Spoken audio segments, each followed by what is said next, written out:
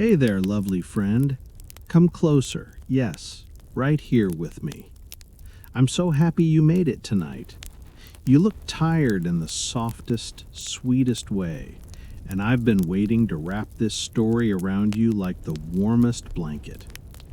Tonight we're going somewhere older than lullabies, to the hush of a Sumerian marsh village around 3500 BCE, where the whole world floats on water and whispers. The air smells of green reeds and distant bread, and everything moves slowly enough for a weary heart to finally rest. Fair warning, this place is dangerously peaceful. Most people don't make it to the end with their eyes still open. So before you get comfortable, take a moment to like the video and subscribe, but only if you genuinely enjoy what I do here. Drop your location and let me know how your day has really been. Your worries, your exhaustion, or even a tiny joy that made you smile. I'm here to truly listen and offer the most sincere, heartfelt advice I can. Now turn off the lights, take a deep, slow breath, let your tiredness melt away, and gently close your eyes. Let's drift together into tonight's dreamlike lands. And tomorrow morning, if you still remember, send me a message and tell me what you dreamed. You trudge along a narrow causeway of bundled reeds that bows ever so slightly under each footfall, the faintest springy creak greeting every step. The sky above has softened to the color of bruised figs. The last sliver sun slips behind endless walls of green stalks, and the air turns cool, almost liquid against your skin.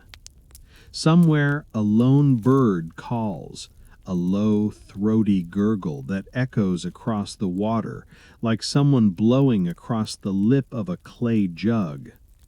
Your pack has grown impossibly heavy, the leather strap cutting a warm groove into your shoulder, and every muscle hums with the day's long journey. Ahead, a cluster of round reed houses rises straight out of the marsh itself, their curved walls glowing amber where torchlight leaks through woven gaps. The scent reaches you first, warm, yeasty bread mingled with the sweet resin of burning tamarisk, and something greener, wetter, like crushed cucumber leaves after rain. Your feet, bare now because the path demanded it, sink deliciously into the cool, silty mud between reed bundles. Each step makes a soft, intimate slop that only you and the evening can hear. A low doorway appears, framed by dried papyrus stalks tied with palm fiber cord.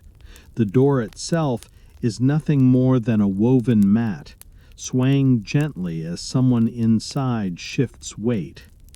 You pause, suddenly aware of the hush. No voices, no clanging metal, only the perpetual whisper of wind threading through a million reed blades and the slow heartbeat of water slapping the house poles beneath you.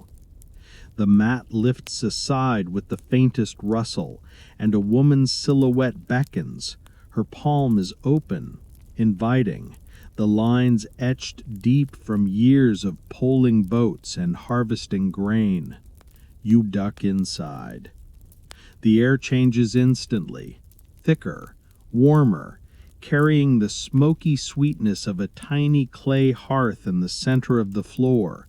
Embers glow like sleeping cats, releasing thin ribbons of blue smoke that curl upward and disappear through a smoke hole ringed with dried lotus petals. The floor beneath your feet is a thick layering of woven palm frond mats, so springy they almost bounce.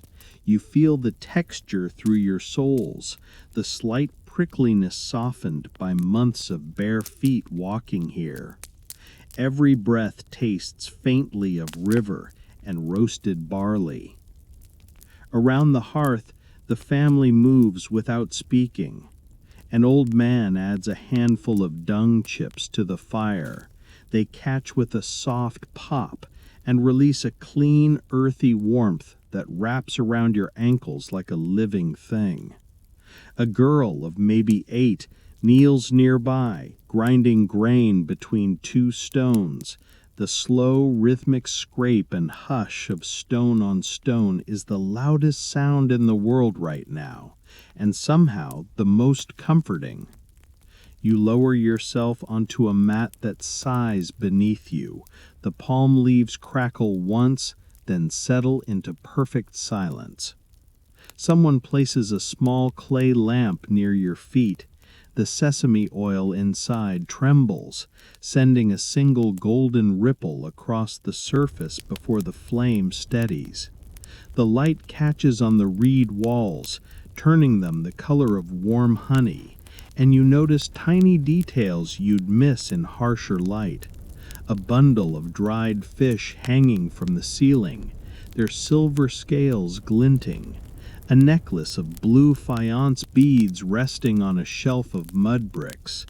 The soft rise and fall of a sleeping toddler's back beneath a woven blanket no thicker than a sigh. The woman who welcomed you kneels, offers a bowl of cool water scented faintly with crushed mint. You cup it in both hands. The clay is sun-warm on the outside, river cool within. When you drink, the mint tingles across your tongue and down your throat, loosening something tight behind your ribs. She watches with dark, quiet eyes, then gently presses a folded blanket of soft goat's hair into your arms. It smells of sun and distant cedar smoke.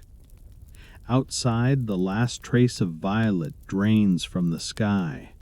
Inside, the hearth settles into a steady, breathing glow. The grinding stone slows, stops.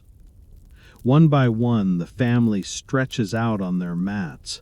The soft rustle of limbs on woven leaves is the only conversation in the marsh.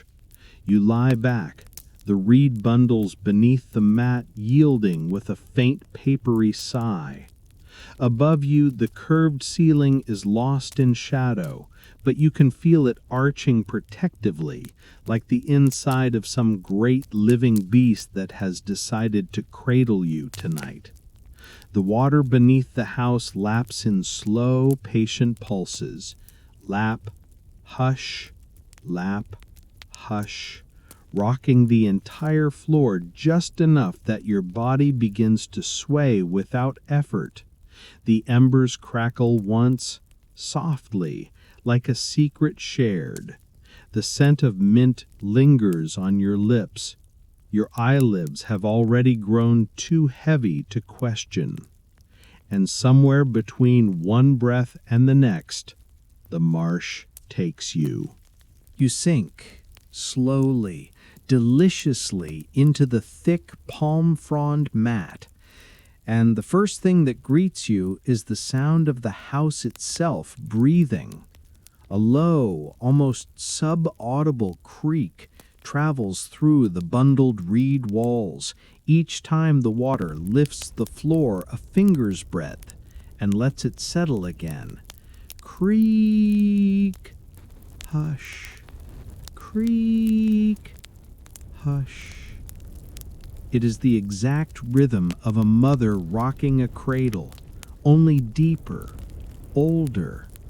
The heartbeat of the marsh made wood and water. The hearth answers with its own quiet language.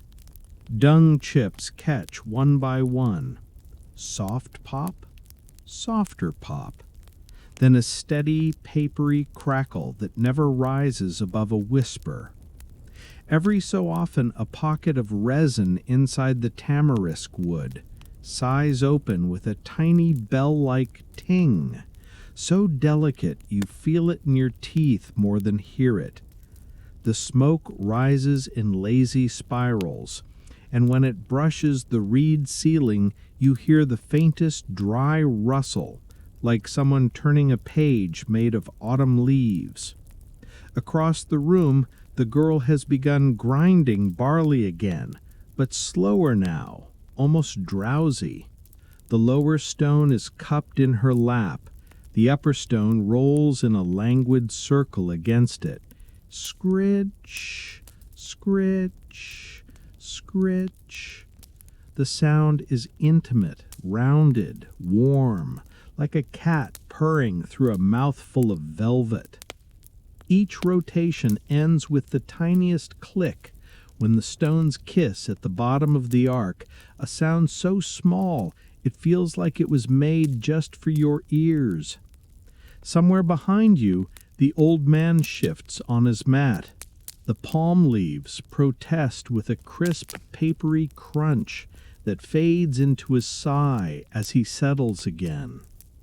A moment later, his breathing deepens, and you catch the softest whistle on every exhale, like wind finding a tiny gap in a reed flute.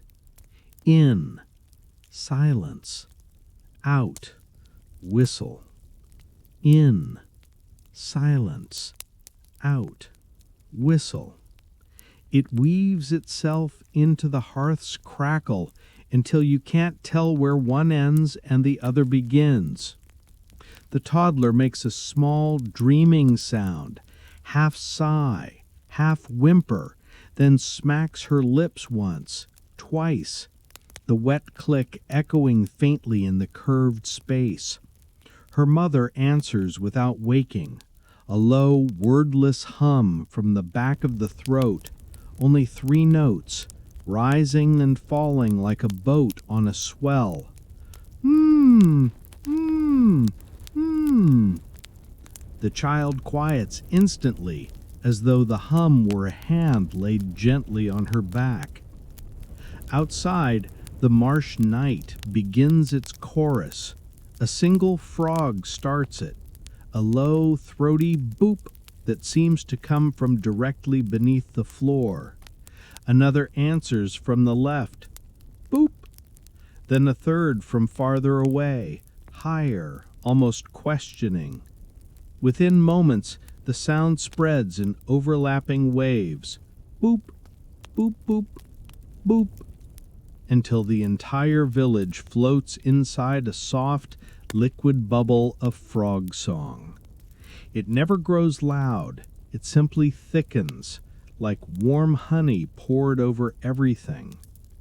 High above, a night heron passes overhead. You hear the slow whoosh of broad wings cutting air, once, twice, then the faint creak of feathers as it banks and disappears. The sound is gone almost before you register it, leaving a pocket of silence that feels sacred. Closer, impossibly close, a reed stalk just outside the wall rubs against its neighbor in the breeze. Shh, shh, shh. The friction is so fine, it sounds like someone whispering secrets 1,000 years too early for language. Every few breaths, the wind shifts and the whisper rises half a note, then falls again, a lullaby with no beginning and no end. Inside, the clay lamp gutters. The sesame oil has burned low. The wick gives a tiny wet hiss, and the flame shrinks, painting the walls with softer gold. The shadows deepen, and the small sounds grow bolder in the dimness, the soft pop of an ember collapsing into ash, the silky slide of a goat hair blanket as someone turns in sleep, the slow drip of condensation from the ceiling onto a clay pot. Plink, plink, plink, each drop perfectly spaced, like a water clock counting down to dreams. You realize you are no longer listening for anything in particular. You are only floating inside this hush, every sound arriving gift-wrapped in velvet. The grinding stone has stopped entirely now. The girl's head has nodded forward, her cheek resting on the warm curve of the upper stone. Even the frogs seem to sense it. They soften, space their calls farther apart, until the marsh itself feels like it's inhaling, holding, preparing to let go. Your own breathing slows to match the house. In, creak of reeds. Out, hush of water. In, soft whistle from the old man. Out, hush of water. The palm mat beneath you has warmed completely to your body. It no longer crackles, only cradles. Somewhere in the rafters, a tiny mouse moves.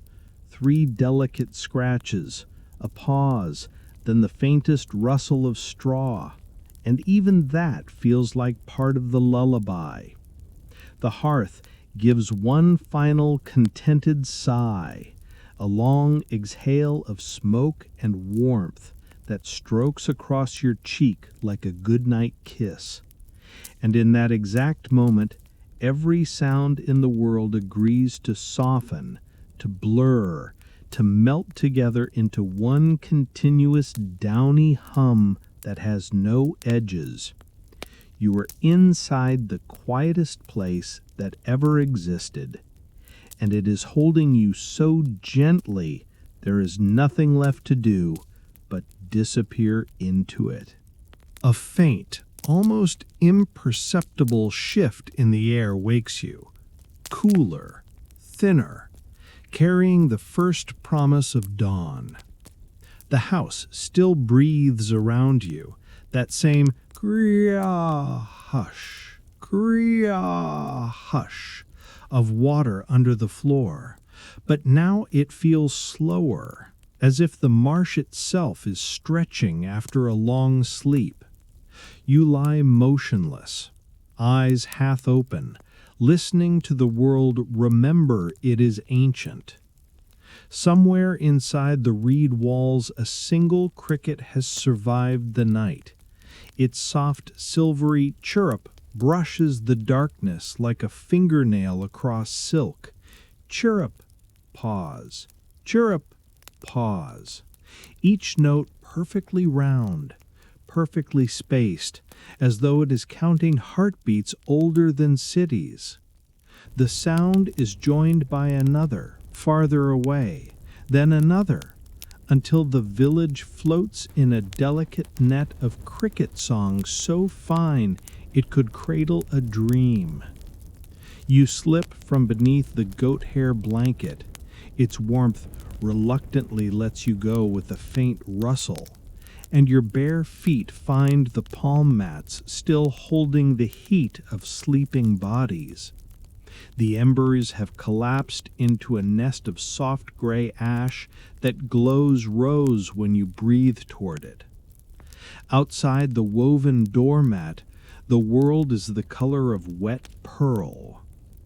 You push the mat aside with the slowest possible motion, savoring the dry, papery shush it makes against the reed frame. The air that greets you is impossibly fresh, cool as river stone against your cheeks, carrying the green, sappy scent of crushed reeds and something sweeter, night-blooming lilies opening their throats to the first light. Each breath feels like drinking cold milk. The causeway outside the door is slick with dew. Your soles make the softest kissing sounds as you step onto the bundled stalks. Toop, toop, toop. Tiny wet pops that only the dawn can hear. All around, the marsh is waking in layers of whispers. Reeds rub shoulders with the gentlest shh, like silk sleeves brushing in a corridor no one walks. High overhead, A formation of pelicans passes with the slow, leathery creak of wings, their passage stirring a cool ribbon of air that strokes across your forehead and is gone. Then the frogs begin their morning hymn. It starts with one low, resonant boop directly beneath the house, a sound so deep you feel it in your sternum. Another answers from the left, then a chorus swells, not loud, never loud, just a rolling liquid blanket of overlapping notes, boop, boop, boop, boop, until the entire marsh seems to thrum with the voice of Namu herself, the primeval sea who birthed the gods before sky was separated from earth. You know her name without being told. It floats in the air like moisture. Namu, the endless sweet water under the world. You feel her now in every cool inhalation, in the faint mist that rises from the channels and beads on your eyelashes. The Sumerians say she is older than On, older than Ki, older than anything that ever dared to take shape. And here, where the marsh meets the sky, you believe them. A fish jumps somewhere close, plop. Then the rings spread outward in perfect circles that tap the reed stalks with the tiniest tick, tick, tick. Another fish, farther away, plop. Then another, until the water is alive with quiet percussion, as though Enki himself is playing a secret drum beneath the surface. Enki, lord of the sweet waters, trickster, friend of humankind. You smile without meaning to. The morning feels mischievous, like it knows something you don't. Above the eastern reeds, the first blade of sunlight slices through. It is thin and pink, trembling, and where it touches the water, the marsh ignites into molten copper. 1,000 reed tops catch fire without burning, glowing like a field of spears dipped in honey. The light moves across the surface toward you in a slow, deliberate wave, and when it reaches your feet, the dew on the causeway turns to tiny prisms, each droplet flashing rose, gold, violet in the space of a heartbeat. You hear the village waking in soft increments. Somewhere, a reed boat pole taps gently against a hull, tuck, tuck, tuck, as someone tests the morning current. A water buffalo exhales through its nose with a warm, bubbly snort that ends in a satisfied grunt. A baby utters one experimental cry, ah, then thinks better of it and subsides into milky silence. And then from the tiny reed temple island you can just glimpse through the stalks comes the sound that stops your heart for one perfect beat. A single clay flute, no bigger than a child's forearm, breathing the slowest melody ever made. It is only 4 notes, rising and falling like the chest of a sleeping god. Ah, ooh, ee, ah, ooh, ee, The notes are so soft they seem to come from inside your own ribs. You realize the priest is saluting the dawn, offering the first breath of the day to Inanna, the morning star who is even now blazing low and fierce on the horizon. Inanna. You feel her before you see her, bright, ruthless, tender, impossible. The flute holds her name in its throat and releases it in slow silver ribbons that drift across the water and wrap around your ankles. The Sumerians say she descended into the underworld and returned, carrying the secrets of life and death in her naked hands. You believe them too.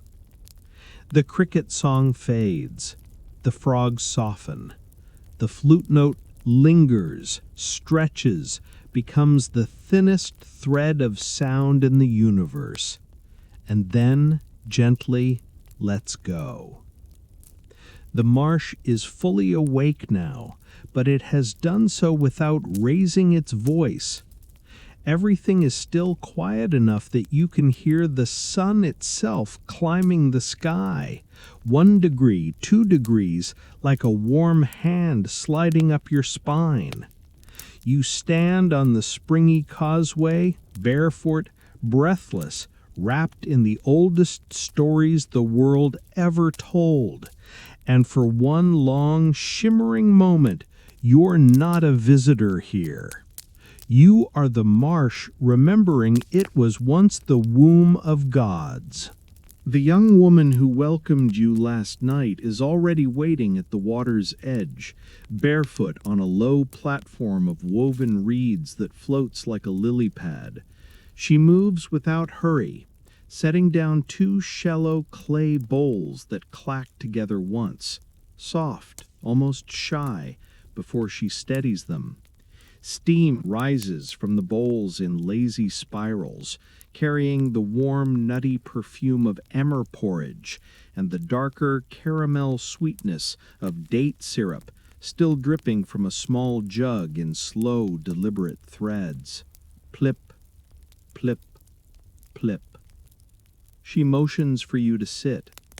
The platform gives a gentle, watery sigh beneath your weight, rocking just enough that the porridge trembles and sends tiny ripples across its surface. You fold your legs. The reeds beneath you are cool and slightly damp, releasing a green, cucumber-like scent every time you shift. She kneels opposite you, pours a thin ribbon of syrup that lands with the softest kissing sound, then rests her hands in her lap.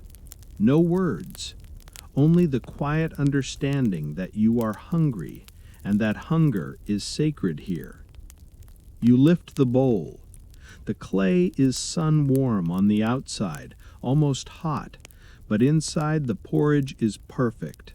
Thick, creamy, with a faint smoky undertone from the clay pot it simmered in all night.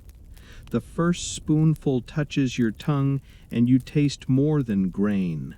You taste the black silt of the twin rivers, the same silt that Ninhursag, the Lady of the Mountain, once shaped into the first human forms when Enki grew lonely in the watery void. Every swallow feels like returning to the moment she pressed her fingers into wet earth and whispered life into it. The woman watches you eat with a small private smile. She lifts her own bowl and drinks rather than spoons, tipping it slowly so the porridge slides in a single glossy wave. A stray droplet clings to her lower lip. She catches it with the tip of her tongue, and for an instant her eyes flash the same fierce tenderness you felt earlier when Inanna's star burned the horizon. You understand without words. This woman carries Inanna's morning fire in her blood. Behind her the marsh is fully gold now. Sunlight pours between the reeds and slanted bars, catching on drifting seeds that look like tiny 8-pointed stars, Inanna's own symbol, drifting down to bless the water. A fish rises beneath the platform, mouth opening and closing in perfect silence, and you remember the story the Sumerians will one day carve into tablets, how Enki, drunk on beer and pride, gave away all the me, the divine powers that order the world, to Inanna in her boat of lapis lazuli. You can almost hear his rueful laughter echoing across 5,000 years every time the water chuckles against the reeds. A sudden breeze moves through the stalks. It is cool, playful, and it lifts the loose strands of the woman's hair so they dance like black flames. She closes her eyes and tilts her face to it, and you realize the breeze is not random. It is Enki himself, lord of sweet waters and cleverness, passing by to see what his daughter spirit is up to this morning. The reeds bow in perfect synchrony, shh, like courtiers before a hidden king. Even the frogs fall silent for 3 heartbeats out of respect. She opens her eyes again, darker now, deeper, and offers you the date jug. You pour. The syrup is thick as melted amber, and it coils into your bowl with a slow, hypnotic glug, glug, glug that sounds like the earth swallowing sunlight. When the last drop falls, plip, she sets the jug aside and traces a small circle in the air above your bowl with one finger. A blessing, a promise. You do not know the words, but your body understands.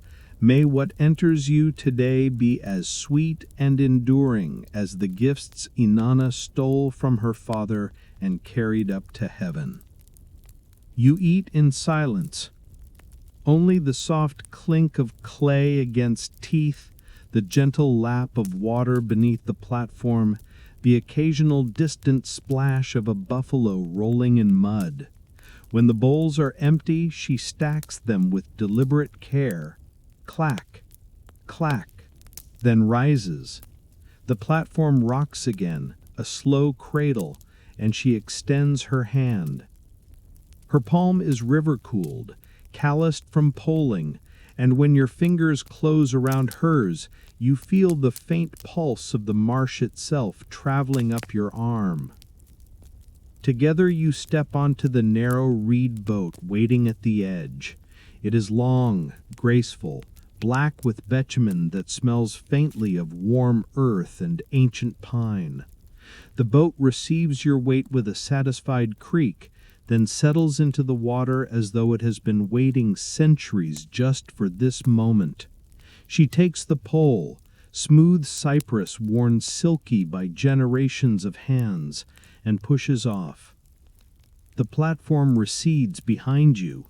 The golden reeds close like curtains, and as the first stroke of the pole sends you gliding forward, shloosh, shloosh, you feel the old gods leaning in close, curious, amused, delighted that someone still remembers how to listen.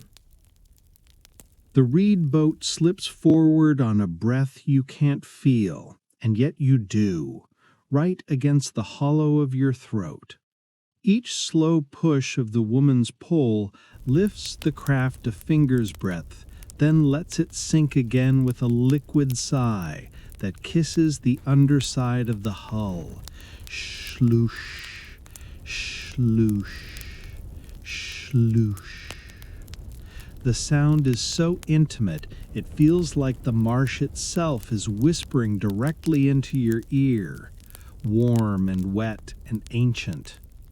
You sit low in the boat, knees drawn up, palms resting on the gunnels of bundled reeds, still cool from the night. The stalks are tied so tightly that your fingertips find only silky smoothness, but every few heartbeats the boat flexes, and you feel the faintest papery creak travel through the bundles, like the spine of some great sleeping serpent waking one vertebra at a time. The bitumen seizing the bottom is sun-warm now, releasing a rich, tarry perfume that mixes with the green, cucumber-sweet smell of living reeds until your lungs feel coated in dark honey. Water slides past the hull in perfect silence, yet your trailing hand tells you everything, cool as melted moonlight at the surface, then suddenly warmer, a handspan deeper, where the sun has already soaked in. Tiny fish brush your fingertips, quick, electric kisses, then dark away, leaving threads of bubbles that tickle your knuckles like champagne. When you lift your hand, droplets cling to your skin, each one catching the sun and throwing it back as liquid gold before it rolls down your wrist and plops home again. Plip, plip, plip. The channel narrows. Reeds rise on both sides until the sky is only a bright ribbon overhead. Their tops brush together high above, making a continuous downy shh that rains faint green dust onto your hair and shoulders. The dust smells like fresh hay and something faintly peppery. When you breathe it in, your sinuses tingle and your thoughts soften at the edges. A dragonfly lands on the boat's prow, wings flickering with impossible blues and violets. It hovers, tasting the air with its whole body, then settles again, wings folding with a sound like the tiniest silk scarf being laid across glass. Its feet are cool pinpricks on the warm reed. You watch, motionless, as it drinks the sun, and for a moment you are both suspended inside the same heartbeat. The woman pulls without effort, hips swaying in slow counterpoint to each thrust. You feel the rhythm through the seat of the boat, a gentle rocking that starts at the base of your spine and travels upward until your head itself nods once, twice, like a flower too heavy for its stem. Every time the pole bites water, there is a soft, wet gulp, then a trailing swirl that laps the hull and tiny wavelets. Lap, lap, lap. Each one cooler than the last as it climbs the curve of the boat and slips away. Ahead, the channel opens into a wide lagoon. Sunlight explodes across the water, turning it into hammered bronze. Your eyes squint. Tears form instantly, not from pain, but from sheer brightness. And when you blink, the tears fall warm onto your cheeks before the breeze cools them.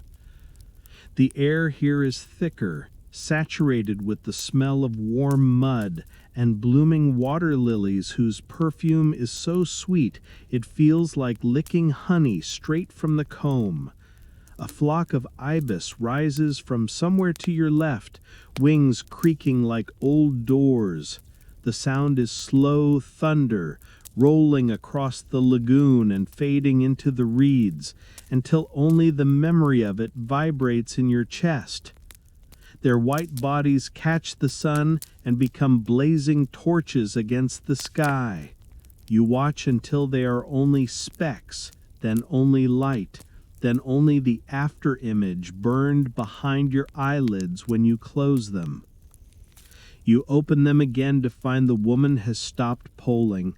The boat drifts on its own, turning lazily in the current. She sits opposite you, knees almost touching yours, and for the first time you notice the tiny sounds her body makes, the soft rustle of linen against skin when she breathes, the faint click of a bead necklace settling against her collarbone, the almost inaudible wet sound of her tongue touching the roof of her mouth as she tastes the morning. She lifts one hand and trails it through the water. Her fingers leave 5 perfect wakes that fan outward, widening, widening, until they touch the sides of the boat and rock you again, gently, gently, like a cradle made of light and warmth. The lagoon is so still you can hear the sun itself sizzling on the surface, a faint continuous hiss too soft for any ear, but one that has already surrendered. You realize you are no longer separate from any of this. The boat, the water, the reeds, the woman's quiet breathing, they have all entered you, or you have entered them, and the boundary dissolved somewhere between one heartbeat and the next. There is only the slow glide, the warm wood beneath your thighs, the cool water kissing your trailing fingers, the endless green hush breathing in and out with you. Time forgets its own name. And the marsh, smiling like a very old, very indulgent god, carries you deeper. The boat noses silently between two towering walls of reeds, and suddenly the world opens. A perfect circle of water no wider than a village square, ringed by reeds so tall they lean inward like the ribs of a living dome. At the center rises a low island, no more than 20 paces across, built entirely of bundled reeds, layered year after year until it floats, yet never sinks. Upon it stands the temple, a modest ziggurat, only 3 stepped tiers high, each tier wrapped in fresh green stalks that glisten as though newly born. From its flat summit, a single reed pole rises, topped by a small clay ring painted with lapis lazuli, the symbol of Inanna's 8-pointed star, catching the sun and throwing it back in fierce heavenly blue. The woman poles once, twice, then lets the boat glide the final distance until its prow kisses the island with the softest, wettest sigh. You feel the impact travel through the hull and into your bones like a blessing. She steps out first. The bundled platform receives her weight with a muffled, springy crunch, then steadies.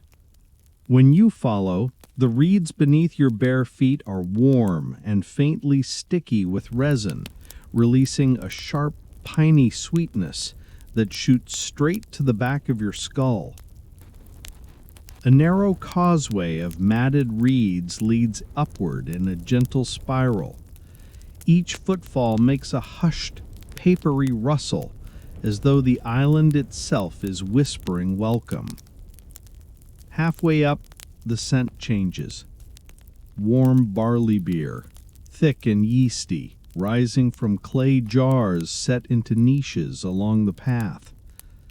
The jars sweat in the heat, tiny beads rolling down their curved bellies and falling, plink, plink, onto the reeds below, each drop a miniature offering. At the summit stand 2 priests, naked to the waist, skin oiled until it gleams like polished bronze. Their only ornaments are narrow belts of white shell that click softly when they breathe. One lifts a wide, shallow bowl of beer toward the sun.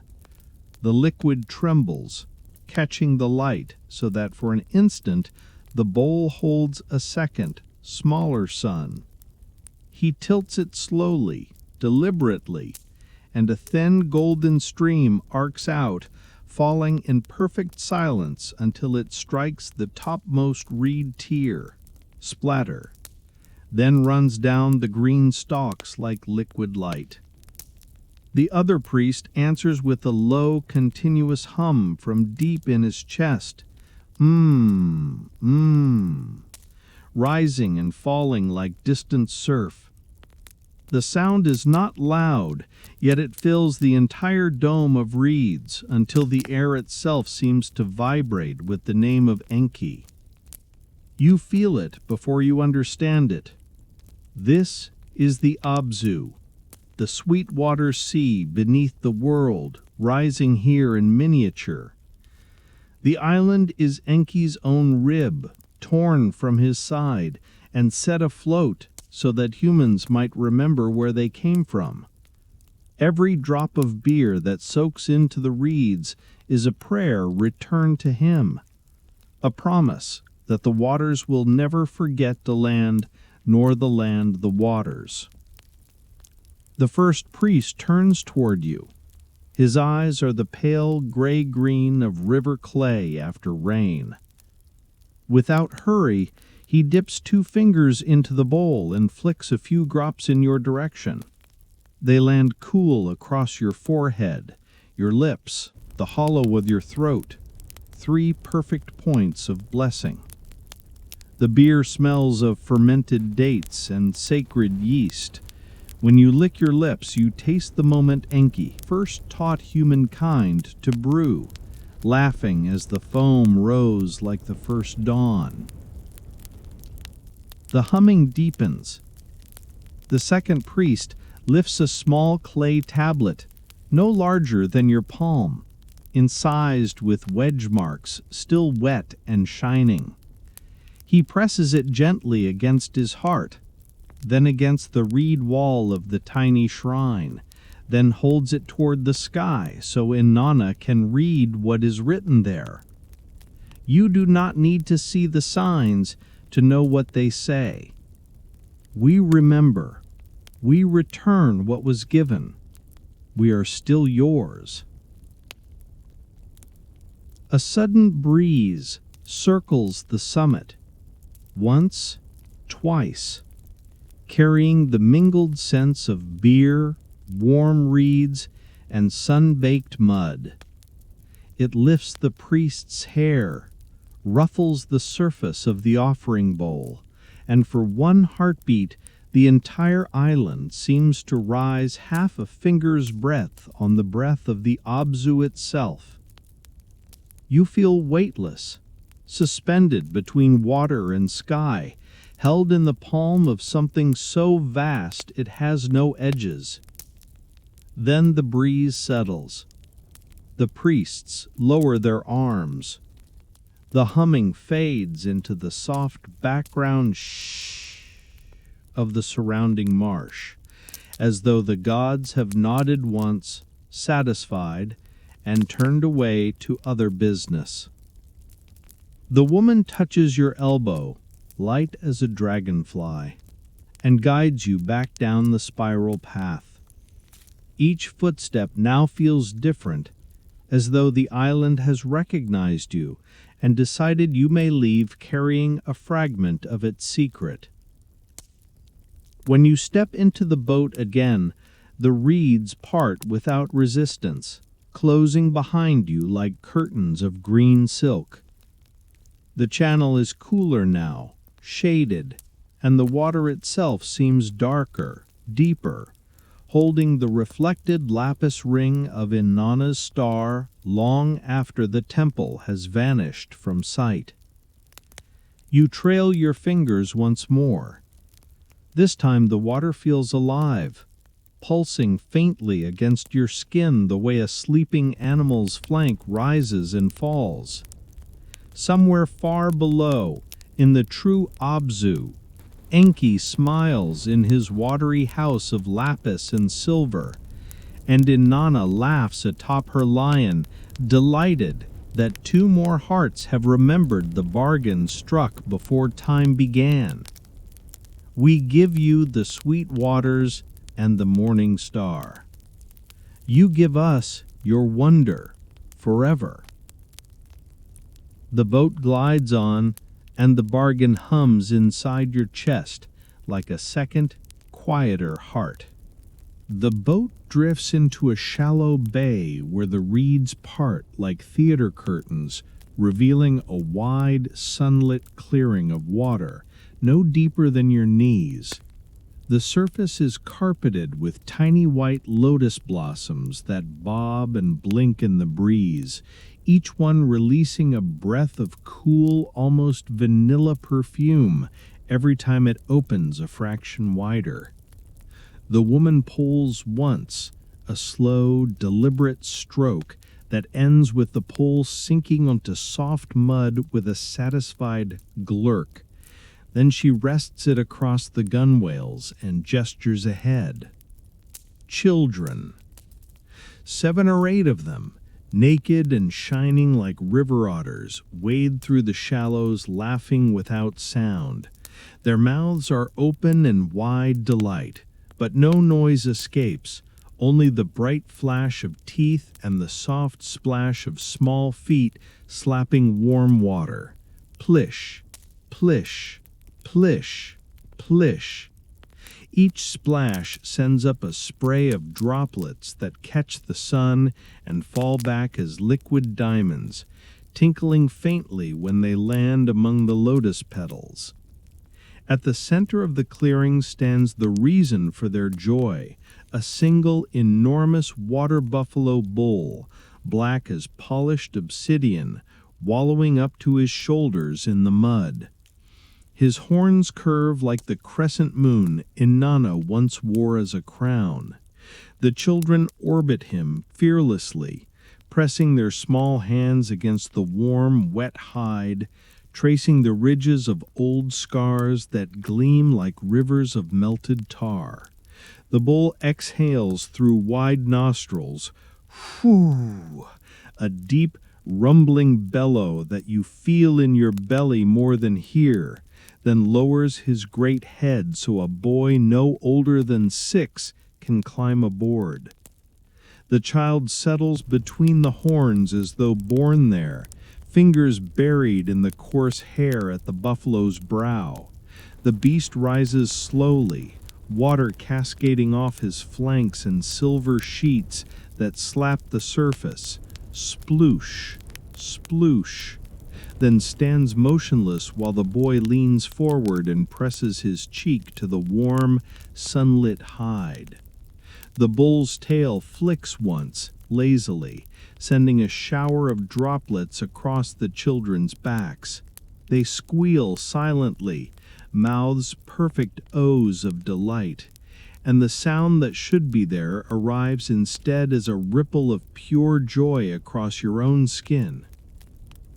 Another child, a girl with hair in tight curls beaded with lotus pollen, wades toward you holding something in both hands. She offers it up, a tiny reed boat no longer than your forearm, perfectly woven, with a single white feather for a sail. When you take it, the reed is still warm from her palms and faintly sticky with sap.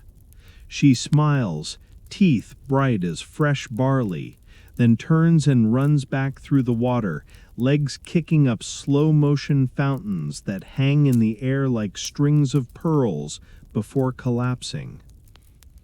The woman beside you touches your wrist and points.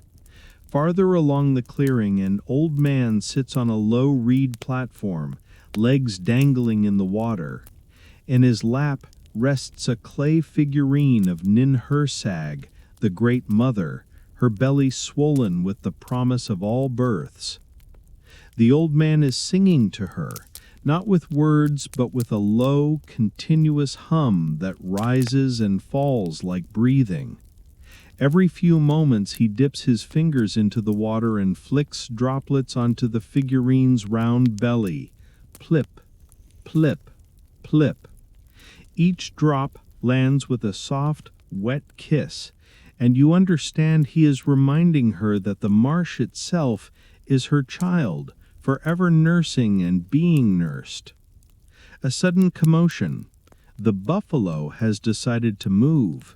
He lumbers forward, water parting around his chest in slow, syrupy waves that rock your boat gently, insistently, like a cradle pushed by an invisible hand. The children ride his wake, some clinging to his tail, others swimming alongside, small hands slapping the surface in perfect rhythm, plap, plap, plap, plap. Their joy is so bright it feels like heat on your face. The woman lifts the pole again, but instead of pushing off, she simply rests it across her shoulder and watches. Her eyes are soft, almost sleepy, and you realize she is letting you drink this moment until you are full. The buffalo reaches the far edge of the clearing, lowers his great head, and begins to graze on tender reed shoots. The sound is astonishing, slow, wet crunching, tearing, chewing, swallowing. each bite deliberate, ancient, the sound of the world feeding itself. Bits of green stem drop from the corners of his mouth and float away like tiny boats of their own. One of the children notices you watching and swims over. She places both hands on the gunwale, warm, wet palms, and pulls herself up just enough to peer inside the boat. Her eyes are huge, dark, liquid. For a heartbeat, she studies your face, then reaches out and gently touches the center of your chest with one finger. The spot tingles long after she lets go, as though she has pressed a seed of this morning's happiness straight into your heart to grow there later. The bull exhales again, whoo, long and slow, and the sound rolls across the water like distant thunder that has decided to be kind. The children drift back toward him, lotus petals stuck to their shoulders and hair like white stars. The old man's humming fades into the soft background shh of wind in reeds. Even the dragonflies seem to pause mid-hover, wings trembling. You understand now. These are not merely children and beasts. They are the first morning of the world still happening over and over every day the sun rises over the marsh. Ninhursag's endless birth, Ennana's endless delight, Enki's endless mischief, all of it alive in small brown bodies and one gentle mountain of muscle and mud. The woman finally pulls away, one quiet stroke that turns the boat in a slow, sun-warmed arc. The clearing slips behind the reeds, but the warmth on your chest where the child touched you remains, pulsing gently like a second heartbeat made entirely of laughter and lotus and buffalo breath. The sun has climbed to its fierce midday throne, and the marsh exhales heat like a great animal turning in its sleep. The woman guides the boat into a narrow side channel so deeply shaded that the light falls in soft green coins through the arching reeds. When the hull brushes the stalks on both sides at once, the sound is a continuous, intimate shh, as though the marsh itself is pressing a cool finger to your lips. She ties the boat to a half-submerged stump with a loop of palm fiber that sighs as it tightens, then beckons you onto a low, floating platform, hidden entirely beneath an ancient tamarisk, whose branches droop to the water like weary dancers. The moment your soles touch the woven mats, the world drops 10 degrees. The air here is thick with the smell of warm dust, dried lavender, and something faintly musky, wool left in the sun.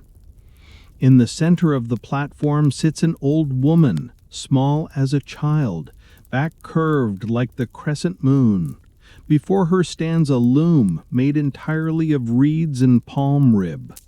Uprights polished ivory smooth by generations of hands, the warp threads shimmering like spider silk in the green shade. She works the shuttle with the unhurried certainty of someone who has forgotten time exists. You sink onto a mat beside her. The palm leaves are warm, almost hot, and release a sweet, nutty scent when your weight presses them. The old woman does not look up, but her lips curve in the tiniest welcome. Her hands move. The shuttle slides through the warp with a soft woody click, clack.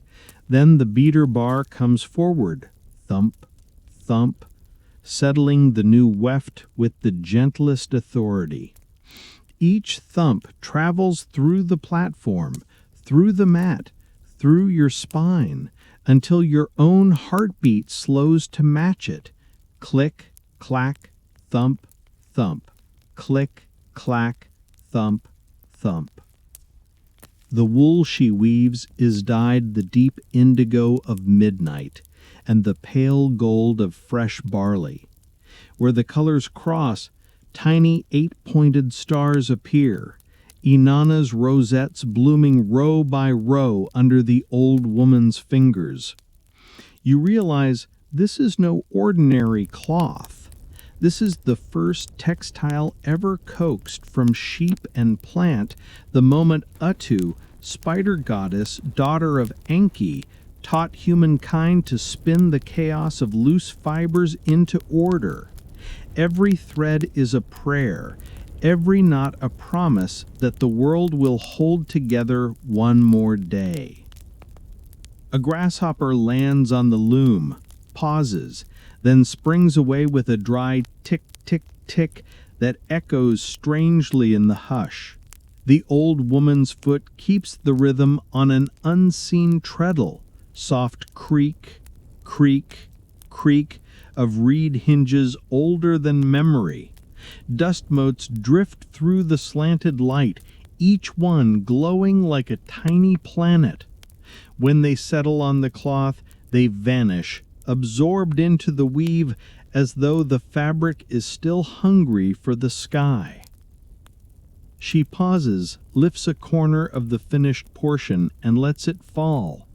The cloth sighs, a long, luxurious shh, before settling again.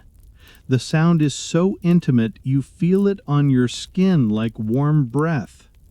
Then she reaches for a bowl of cool yogurt thinned with water, lifts it to her lips, and drinks in slow, deliberate swallows.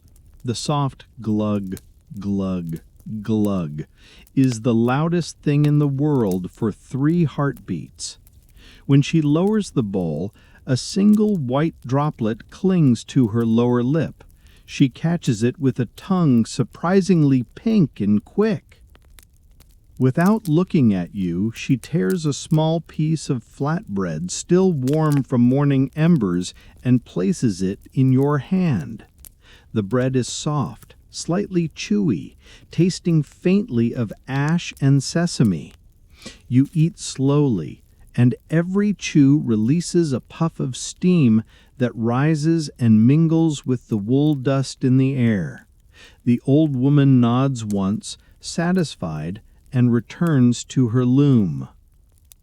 Minutes stretch, soften, lose their bones.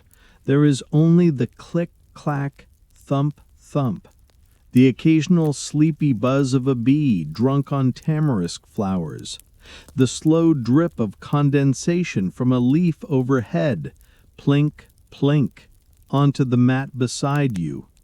Your eyelids grow heavy as river stones. The heat that was fierce outside cannot reach this far.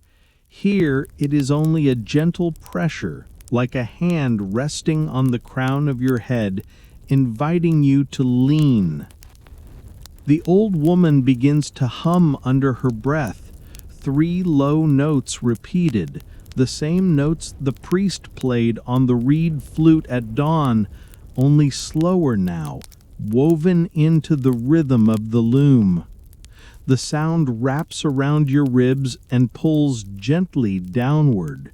You find yourself swaying in tiny, imperceptible circles, the way a baby rocks itself when no one is watching.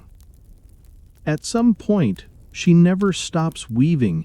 She reaches sideways and tucks a loose strand of your hair behind your ear, with fingers that smell of lanolin and lavender. The touch is so light you might have dreamed it, yet the warmth lingers like a kiss from a grandmother you never knew you had. The shuttle clicks its last click of this sitting. The beater bar thumps its last gentle thump. The old woman ties off the final knot with a soft pop of the thread breaking, then simply sits, hands folded in her lap, breathing in and out with the loom, with the marsh, with you. Somewhere far above, the midday sun burns unseen. Here, beneath the tamarisk, Time has curled up like a cat and gone to sleep. And you, cradled between the slow heartbeat of the loom and the endless patience of an old woman who once watched Utu herself spin starlight into cloth, let the last of your edges melt away. A sudden wind rises from nowhere, sharp, almost playful, the way Enki sometimes stirs the waters just to see what will happen. It tears down the narrow channel like a running child, whipping the reeds into a wild, papery roar. Shh! The sound is so alive it feels like the marsh itself has shouted in surprise. The old woman's finished cloth lifts off the loom in one undulating sheet, indigo and gold stars flashing, then slaps back down with a soft, wounded thump. The shuttle skitters across the mat and vanishes between the reeds with a tiny final clack. Before anyone can move, the wind snatches something far more precious. A small clay tablet no larger than a man's palm, freshly inscribed, lying on a low reed table where the village scribe had set it to dry in the shade. The tablet flips once, twice, spinning like a leaf, the wet cuneiform wedges catching the light in quicksilver flashes. You see the signs clearly for one heartbeat, records of grain, goats, and the names of children born this season, life itself pressed into clay. Then the wind laughs and hurls it over the edge. It arcs high, turning lazily, and the world slows just enough for you to hear the soft whistle of air across its edges. It falls, and strikes the dark water beyond the platform with a sharp, wet clack that echoes like a breaking heart. A single ring spreads outward, perfect. Then another, and the tablet is gone, swallowed by the green mirror as though it never existed. The old woman's breath catches, one small wounded gasp. The loom creaks as she half rises, hands reaching for something already lost. Around you, the marsh falls into a stunned hush. Even the frogs forget their afternoon chorus. The wind, satisfied with its mischief, dies as quickly as it came, leaving only the slow drip of disturbed water from the reeds. Plip, plip, plip. You feel the loss like a stone in your own chest. That tablet was more than numbers. It was the village's memory, the thread that tied yesterday to tomorrow. Without it, offerings might be forgotten, debts unremembered, names erased before they were fully spoken. In a place where writing is still a new and fragile magic, losing a tablet is like losing a piece of the world's soul. The old woman sinks back onto her mat, shoulders folding inward. Her fingers find the edge of the loom and grip it as though it might drift away next.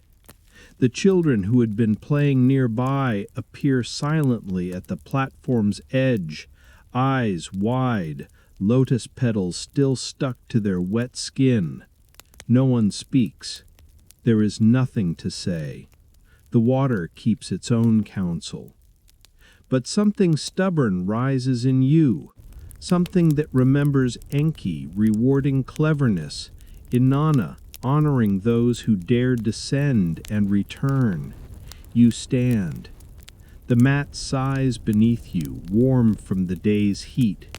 Without thinking, you pull the linen tunic over your head, letting it fall in a soft heap, and step to the edge. The water is cool shock against your sun-heated skin, sliding up your calves, your thighs, your waist with a silky, possessive kiss. It closes over your ribs, and you draw one slow breath, tasting mud and lotus and distant rain. Then you duck under. The world vanishes into green silence. Sound changes the instant water seals over your ears. A deep, liquid whoom, then nothing but your own heartbeat thudding slow and steady. Sunlight filters down in wavering gold ribbons that braid and unbraid themselves as you kick deeper. Tiny bubbles spill from your nose and rise like silver beads, each one ticking faintly against your cheeks on the way up. The bottom is closer than you expected. Soft, black silt that billows up in lazy clouds when your toes touch it. You sink to your knees, the mud closing warm and intimate around your shins, and begin to search with spread fingers. Nothing but mud, reeds, a broken potsherd, the smooth knob of a buffalo horn shed years ago. Your lungs begin to remind you they are only human. You sweep wider, wider, the silt rising in slow-motion storms that turn the water the color of weak tea. Panic flickers at the edges of your mind, cool and sharp. Then a corner, a hard, straight edge beneath the pad of your thumb. You close your hand around it, the tablet, still whole. The wet clay has softened slightly, but the wedges are intact, the name still breathing. Relief floods you so suddenly your mouth opens and a rush of bubbles escapes, spiraling upward like a shout of joy no one can hear. You push off the bottom. The silt swirls, the green water lightens, and your head breaks the surface with a soft, triumphant splash.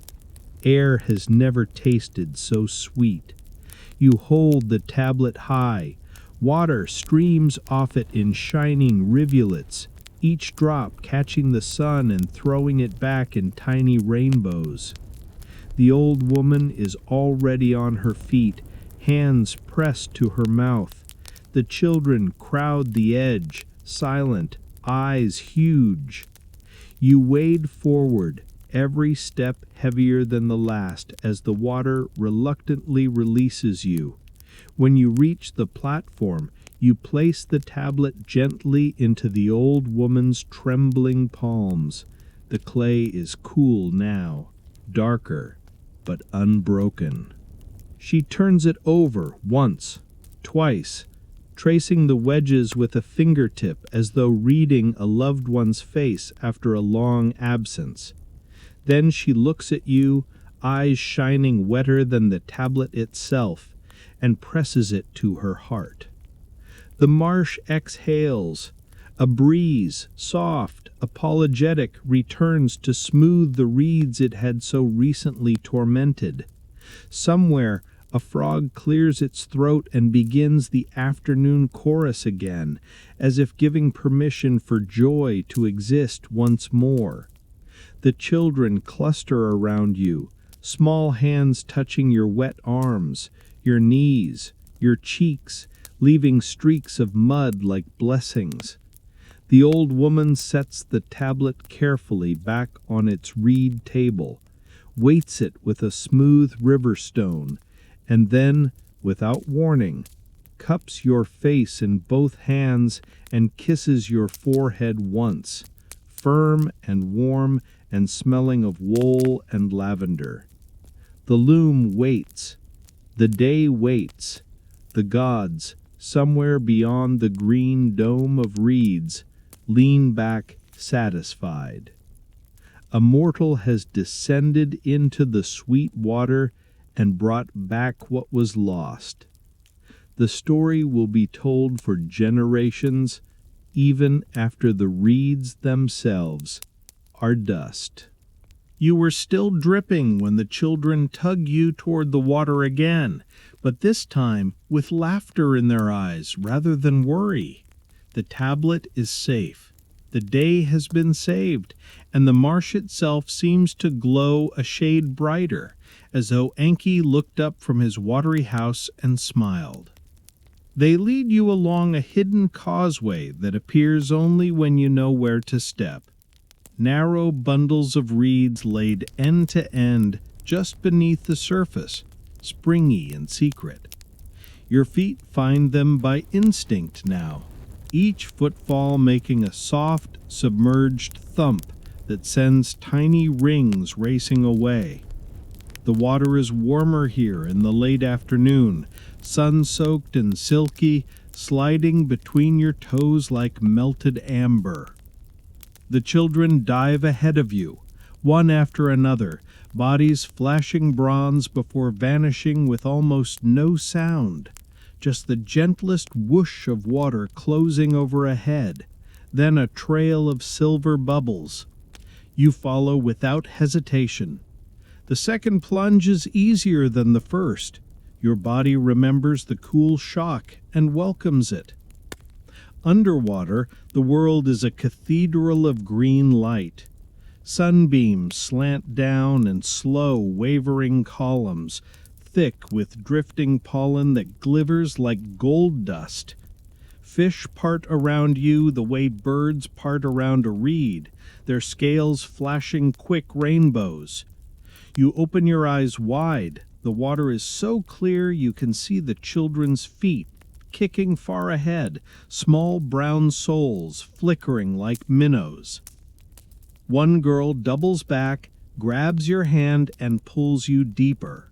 Her grip is surprisingly strong, fingers cool and sure.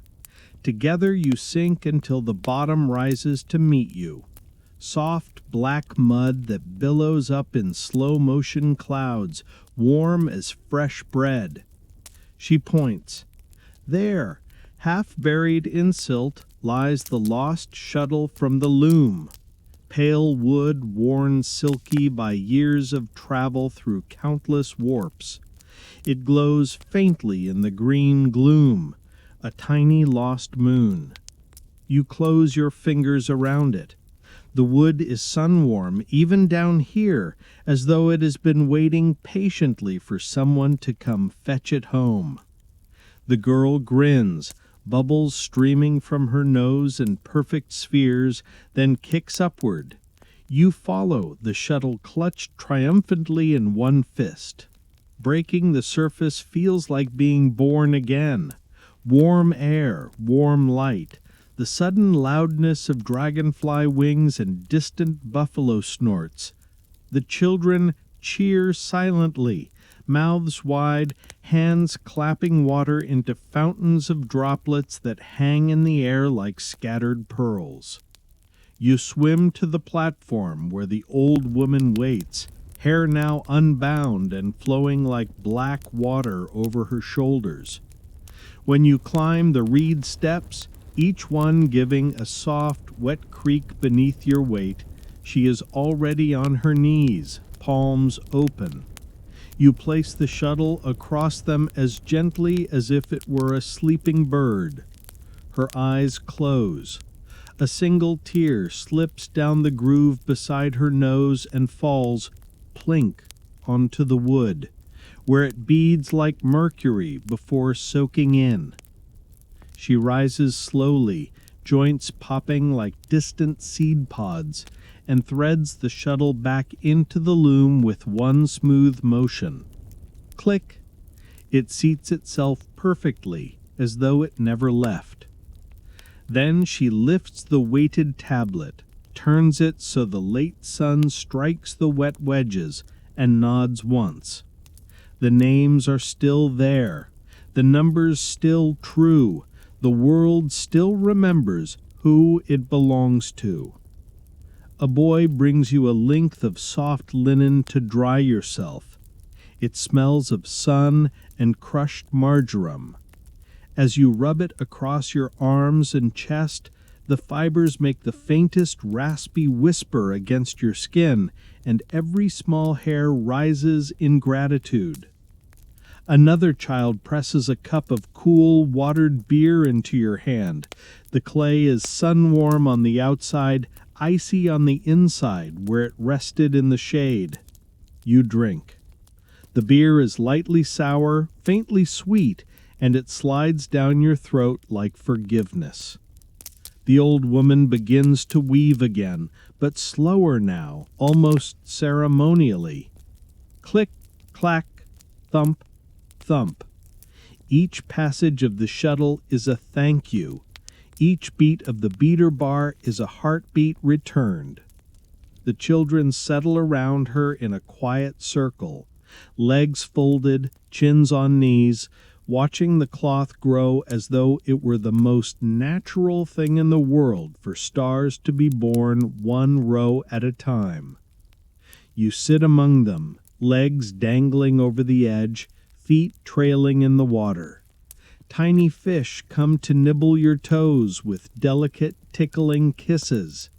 The sun is lower now, turning the reeds to molten copper, and every breath you take tastes of warm mud, fermented barley, and the faint metallic promise of evening. Somewhere a night heron gives its first croak of the evening, low and thoughtful. The weaving continues. The water laps. The day, having almost lost itself, has been gently tucked back into place by children's hands and an old woman's patience, and one small piece of rescued wood. You realize the marsh never truly needed the tablet or the shuttle.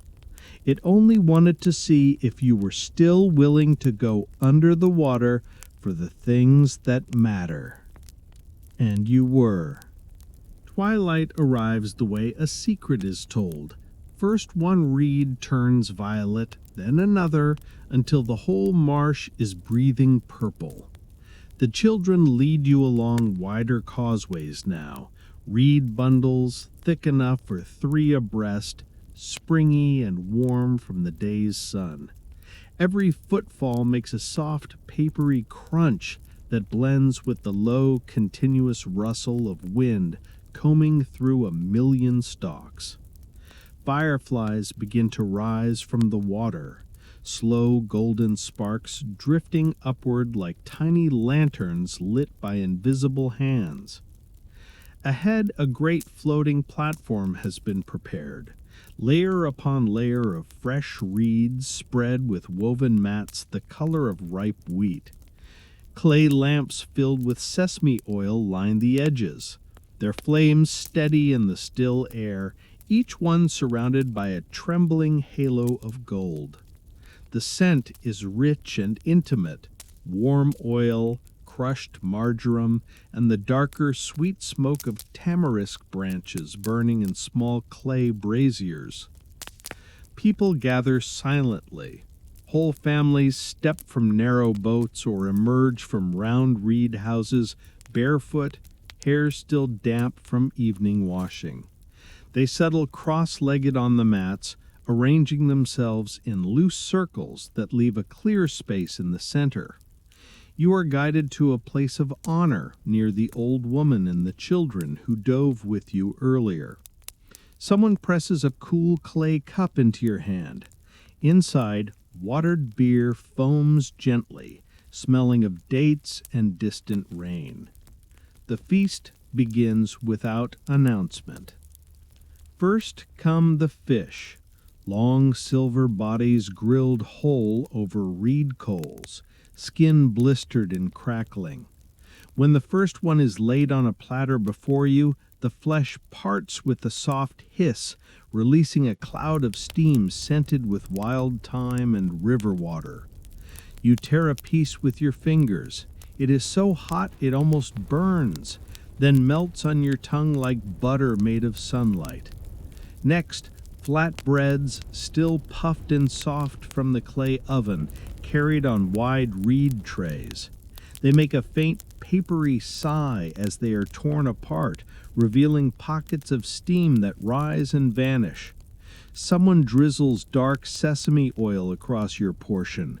It pools in the center, gleaming like liquid obsidian, and when you bite, the bread crackles once, then yields with a sound like distant waves. Roasted onions follow, sweet and caramelized, their skins sliding off with a wet whisper, to reveal flesh so tender it falls apart at a breath. Tiny bowls of coarse salt mixed with dried mint appear. You pinch a few crystals and they dissolve on their tongue with a bright green burst that makes your eyes water in the gentlest way. Children move among the circles offering handfuls of fresh watercress, cool, crisp, tasting of the marsh itself. Each leaf crunches between your teeth like the first honest sound the world ever made. Dates come last, fat and amber, so soft they collapse the moment your lips close around them, flooding your mouth with honey thick enough to slow time. No one speaks. There is no need. Gratitude is its own language tonight. Instead, the people begin to sing without words. It starts with one old man near the center, a low, rolling hum from deep in his chest, rising and falling like slow waves. A woman joins an octave higher, her voice threading through his like smoke through reeds. Then another, and another, until the entire platform is wrapped in a chord so rich and warm it feels like being held inside a beehive made of human breath. The sound ebbs and flows, never loud, never hurried. Sometimes it drops to the faintest murmur, so soft you hear the individual heartbeats of the lamp's flames. Tick, tick, tick. Before it swells again, lifting every chest on the platform at once. Fireflies drift among the singers, blinking in and out of the sound as though keeping time. Across the circle, the old woman meets your eyes. She lifts her cup toward you in the smallest salute, then drinks. The children beside her lean into her sides like cats, eyes half closed, lips shining with date syrup. One by one, people begin to rock gently, forward and back, the motion traveling through the reed platform until the entire village is swaying together, one breathing body floating on dark water. A young man stands and begins to dance. No steps, only a slow turning of wrists and shoulders, palms open to the stars now, pricking the sky overhead. His shadow stretches long across the mats, fluid as spilled ink. Others join, rising silently, moving in their own small circles, hair loose, feet bare, the soles of their feet whispering against the reeds. Shh, shh, shh. The song changes key, deepens, becomes something older than language, perhaps the same sound Ninhursag made when she shaped the first humans from river clay and her own warm blood. You feel it in your sternum, in the soles of your feet, in the roots of your hair. Tears come without warning, sliding warm down your cheeks and falling, plink, into your empty cup. No one notices. Everyone is crying a little tonight. The feast slows, lamps burn lower, flames thinning to blue threads. The singing softens to a shared exhalation that seems to come from the marsh itself. Someone passes you a final date. You hold it in your mouth until it dissolves completely, until there is nothing left but sweetness and the taste of having been welcomed, seen, and forgiven for every tired day you ever carried here. When the last note fades, it does not end. It simply sinks into the water beneath the platform and stays there, glowing like a coal under ash. People begin to stretch out where they sit, heads on neighbors' laps, children curled like kittens against warm bellies. The reed mats sigh under shifting weight. You lie back. The stars above are thick and low, unfamiliar constellations that feel like old friends you forgot you had. A firefly lands on your chest, blinks once, twice, then lifts away into the night. The marsh rocks you, gently, gently, like a mother who has waited 5,000 years for you to come home. The feast dissolves as softly as the date on your tongue. One by one, the lamps gutter and go dark, each flame giving a final, tired pop before it surrenders. People rise without hurry, brushing crumbs from linen kilts, gathering sleeping children into their arms like bundles of warm bread. The great platform exhales beneath shifting weight. Creak, hush, creak, hush, and begins to empty the way a tide leaves a shore, slow and inevitable. The old woman touches your elbow, once feather light, then melts into the flow of bodies. The children who dove with you earlier press close for a heartbeat, small hands finding yours in the dark, squeezing once, twice, before they too are carried away on the current of parents and aunts and uncles. Their bare feet make the softest pat, pat, pat along the causeways, fading like rain that has decided to stop. Someone, perhaps the young woman who first welcomed you, takes your hand. Her palm is cool now, river-cooled, and she leads you onto a narrow causeway that was not there earlier, or perhaps you simply never noticed it in the daylight. The reeds have closed overhead into a living tunnel. Only a thin ribbon of starlight drips down the center, silvering the path just enough to see the next step. Your bare feet find the bundles warm and slightly damp, springy as fresh bread. Each footfall makes a hushed, wet crunch, then a tiny splash as water rises between the stalks and kisses your ankles before retreating. Fireflies drift alongside like lantern bearers, blinking slow golden heartbeats that match the lazy rhythm of your breathing. The air smells of night-blooming lilies and cooling mud, thick enough to drink. The causeway curves, rises slightly, then descends again. Every turn is gentle, as though the marsh itself is guiding you home with a hand at the small of your back. Somewhere far off, a night heron croaks once, deep, thoughtful, then thinks better of it and lets silence return. Even the frogs have softened their chorus to a low, liquid murmur, the sound of a world tucking itself in. A fish jumps nearby. Plop! Then another. Plop, plop. Tiny silver applause following you through the dark. You smile without meaning to. The marsh is proud of you tonight, and it is not subtle about saying so. The reed tunnel opens. There ahead glows the familiar round shape of the reed house you woke in this morning. Was it only this morning? Its curved walls now lit from within by a single clay lamp no bigger than a cupped hand. The light leaks through the woven gaps in thin golden ribbons that tremble whenever the water rocks the floor. Your guide releases your hand with a final squeeze and steps aside. You understand, this last stretch is yours alone.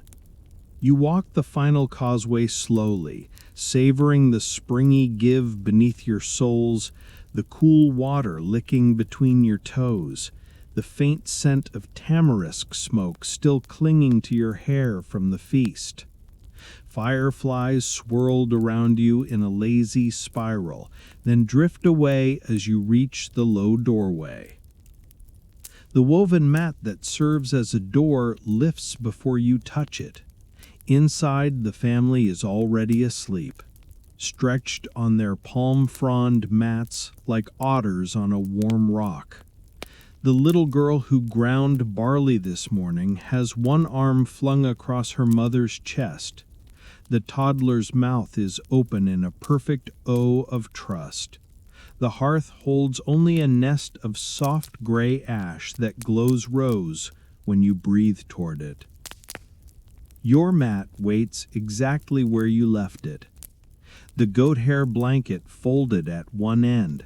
Someone, perhaps the same quiet hands that welcomed you last night, has scattered fresh mint leaves across it. The scent rises cool and green when you kneel. You stretch out. The palm leaves sigh beneath you, remembering your weight, then settle into perfect stillness. Above, the curved reed ceiling is lost in shadow, but you can feel it arching protectively the same way it did 24 hours and 5,000 years ago. Outside, the water laps the house poles in slow, patient pulses. Lap, hush. Lap, hush. Rocking the entire floor just enough that your body sways without effort. A firefly slips through a gap in the wall, circles the tiny lamp once, twice, then blinks out, content. The lamp itself gutters, the sesame oil nearly spent. The flame shrinks to a blue bead, trembles, holds, trembles again. You close your eyes. The marsh exhales one last time, long and slow, and the sound is the whole world saying good night. You lie on your back in the perfect dark, the palm frond mat beneath you still holding the faint warmth of every body that has ever slept here.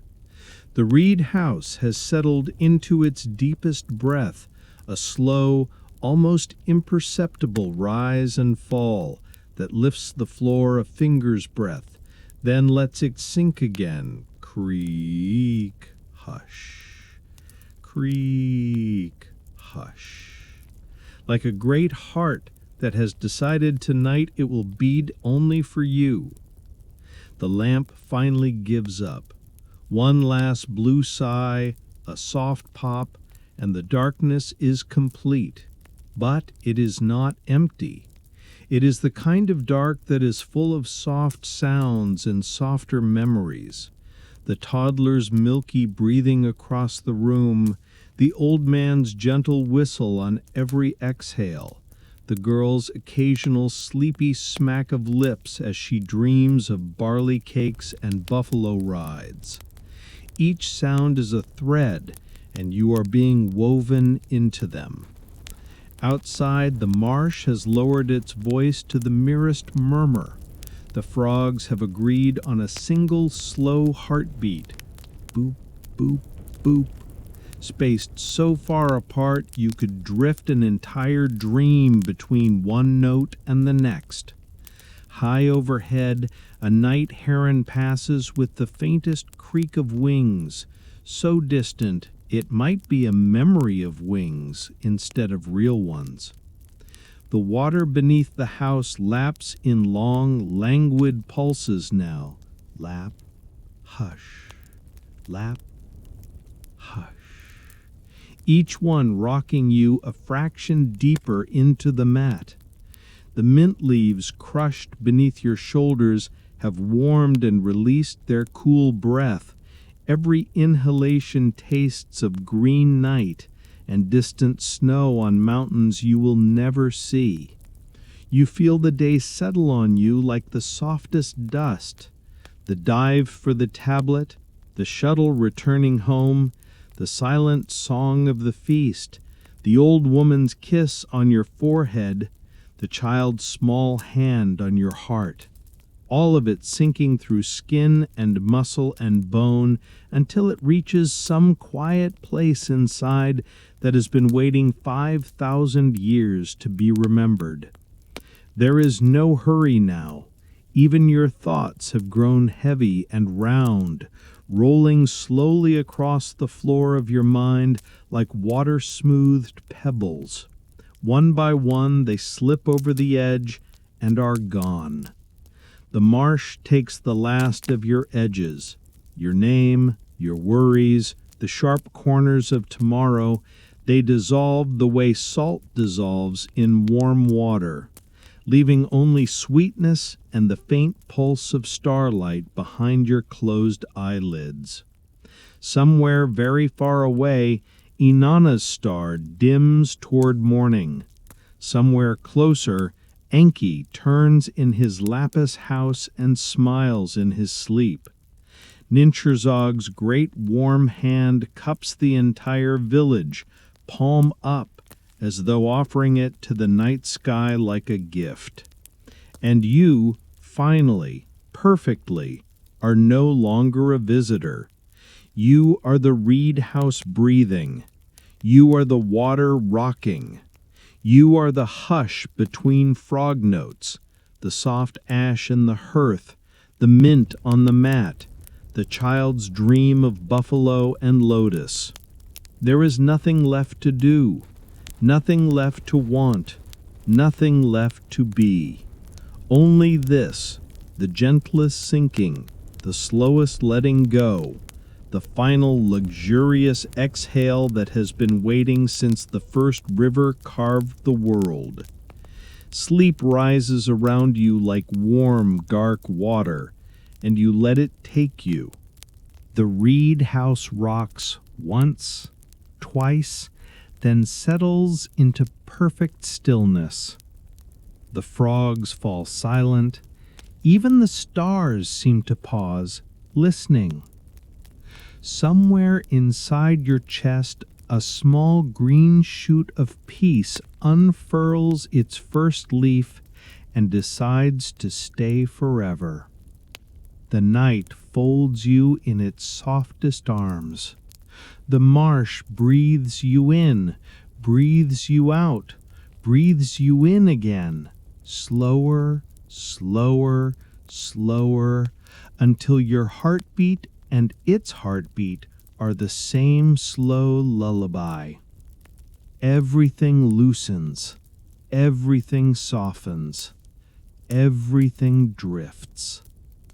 You were home in a place that was waiting before you had a name. Good night, dear one. Good night. End of story. Sweet dreams.